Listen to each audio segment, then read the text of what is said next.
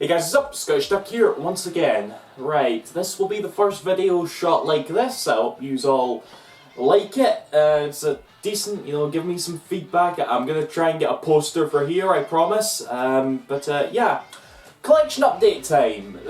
Now, obviously when I was moving house and stuff, I was trying to be a little bit good when it came to buying games and all that. And I was, but as times went on, I've just recently in the past week there, I went on a big buying slurge or whatever, so a decent pile to get through today. But first of all, I want to go over a few digital only games that I downloaded. The first of which was actually Yakuza 5. I finally got around to downloading that. Now, anybody that knows me knows I love Yakuza so much. One of my favourite franchises, okay? Love it to death. I was so bitter and so salty about, Yakuza 5 being digital only because it was just like, I hate that. I really fucking hate that. But Japan gets physical and we only get sloppy seconds digital and yeah. I've ranted about it so much, I'll spare you it, but no, in fact, let's rant about it some more because I fucking downloaded it, right? Took about 5 fucking hours to download the 22 gigabyte game, and it wouldn't even fucking install. It got to like 14%, and then my PS3 would be like, error occurred. So I guess there's like the data's corrupted or something, so I'm downloading it again right now. So I haven't played it yet. So yeah, Yakuza 5. It better be fucking good. Right, and the other game that I bought, I was actually a little bit less bitter for downloading this for various reasons, but the other one was Return to Popolocrois, A Story of Seasons Fairy Tale. Now, I've talked about this a lot as well. Popolocrois is how do I describe this right? Nobody else knows about Popolocrois, okay? It's like, it honestly feels just like this is some random, obscure JRPG that I stumbled across by myself, and it's just become one of my favourites ever. And the fact that there's a new Popolocrois game coming out, and it's a crossover with Story of Seasons, which at this point they might as well just call Harvest Moon, you know? I'm just like, I hate it when people are like, take my money, but that was pretty much me when I saw that game. And the fact that it got localized is even better. It's because I remember hearing about it from Japan, and I'm like, Popolocrois crossing with Harvest Moon? There's no way we are getting that, but we did! But Europe got it digital only. America got it physically, so it's like, I'm happy in the sense that I can import a physical copy in English, and play it, have it for my American 3DS and that. But more so the fact that it's just a Popolocrois game. That's why I wasn't upset, Yakuza, we're just so behind on Yakuza games at the moment. It's actually been kind of hard to keep up with that series, So many games are coming out and so many we don't even didn't even get a bunch of the spin-offs and stuff, so but whatever, those were the 2 digital games I got anyway. So let's get into the pile, shall we? Where should we start? I kinda want to do this in a sort of order. Right. I'll start with this. I did pick up a, okay, this is going to be bad actually because I've got a light pointing here, and it's like if I bring it up to the camera like this, the light isn't really shining there, so it looks all dark. But I picked up a PAL copy of Story of Seasons anyway. You guys will know I already have an American version. I've already said when talking about Popolocrois there how much I love Harvest Moon, or Story of Seasons now. So I was definitely okay with picking up a PAL version. And I was very tempted to just play through it again. I started playing it, it was actually sort of the game I was playing when I was moving, when all my stuff was packed away, And it was just like, no, I can't play this again, right? I don't want to waste another 40 hours, because that's what I would have done, It's like, really, really love this game. It may be the best Harvest Moon game I've ever played, maybe? I don't know, I'll have to play more in the series, but we'll see. Next up we have something I've wanted for a long time. The House of the Dead for the Sega Saturn. Now, House of the Dead for the Sega Saturn is actually a pretty bad port of the arcade game, from what I've heard, you know. But it's got the sort of light gun support and all that, and it's just nice to have, because again, House of the Dead is something I adore to death. The Dreamcast version of House of the Dead 2 was really good, as was the Xbox version of House of the Dead 3.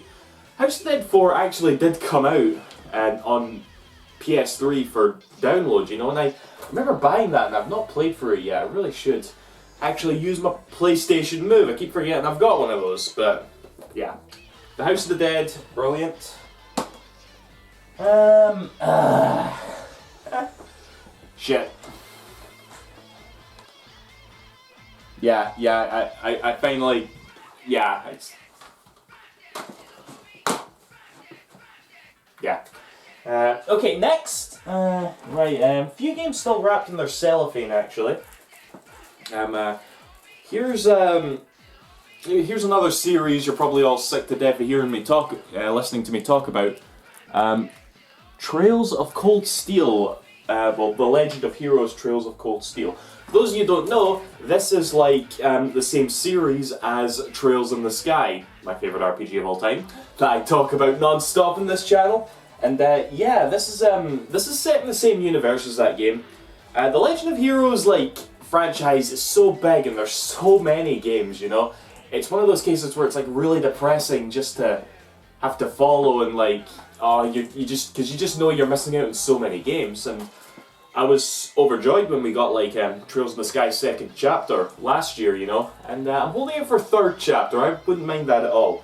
But Xseed, you know, gives us this one just sort of out of the blue, honestly. And but yeah, I really can't wait to sink my teeth into it. I haven't sat down to play it yet. Obviously, it's still wrapped in its cellophane, but yeah, it's thank you, Xseed. Give us more of these games, Legend of Heroes. Seriously, love them to death.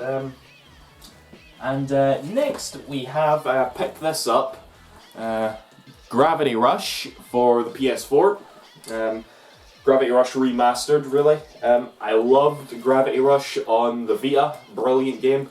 I guess this is just like Tearaway Unfolded, where they're trying to push out the Vita. Oh, but we have good games and good franchises on the Vita.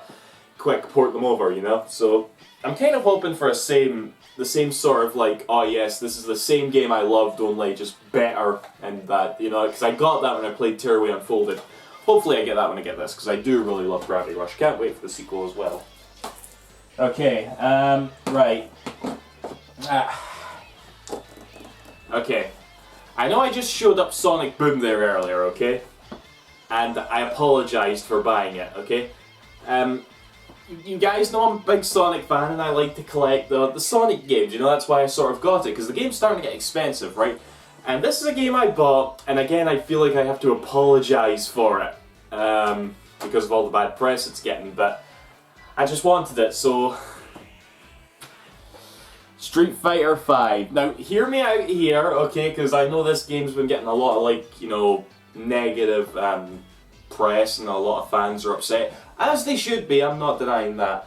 But I really wanted to get into another fighting game, because, as you all know, I sort of follow Smash Brothers competitively and all that, and I really got into it when it came out, and when Street Fighter V was coming out, I'm just thinking, you know what, I kind of want to try and get into another fighting game, because I don't play that many fighting games at all. Some people would actually argue that Smash Brothers isn't even a fighting game, but yeah, I've never there's only been a handful of fighting games in my life that I can really say I've gotten into, and then I got to this age and I kind of just let them all pass by, but I'm really wanting to try and get into this one, you know. I want to try following the tournaments. I want to start learning all the professional skills like I did with Smash Brothers and that, you know. So I got pretty excited and I went out and bought it, and I understand that the game is extremely lacking at the moment in terms of single player content and all that, but I'm hoping, and I know I shouldn't get my hopes up like this, because a company should not be selling a game on promises, right? That's not right.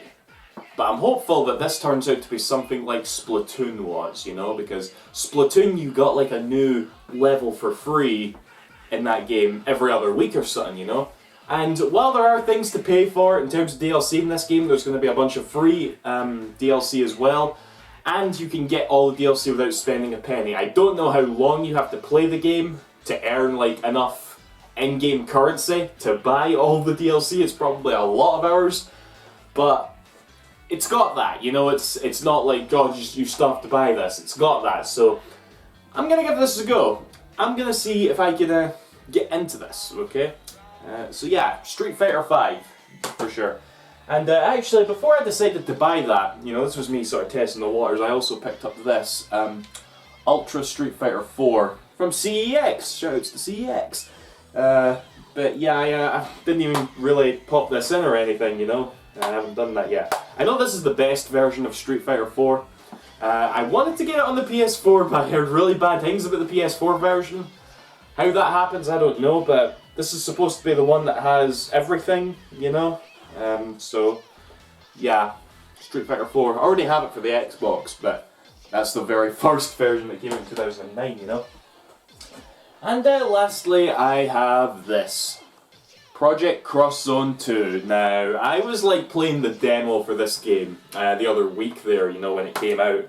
And in the demo itself, right, guys, you can get to a point where you have Kazuma Kiryu from the Yakuza games and Phoenix Wright from Ace Attorney in the same frame, talking to each other, you know. And I remember I just saw that and I'm like, this game will be special. I didn't even see Ryo Hazuki, I didn't even see Segata Sanshiro. I just saw that and I'm like, I'm sold, I'm getting this.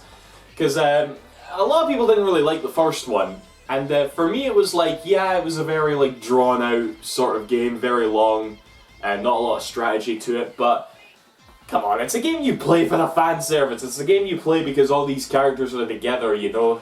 You've got, if you want good strategy, go play Fire Emblem, you know. If you want like the sort of fan service and seeing all your favourite characters interact from different companies, then you get this, you know.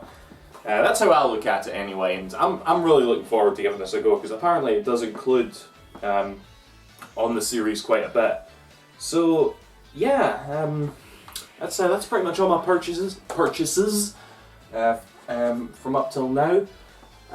Again, let me know what you think of this sort of shot. Is the lighting alright and all that? So yeah, that's that, guys.